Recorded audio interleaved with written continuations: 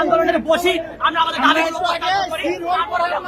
সবাই কথা বলবে এবং আমার অনুরোধ হচ্ছে যে আপনারা একজন গিয়ে কথা বলতে হবে, তারা বিভিন্ন দাবি উপস্থাপন করতেছে।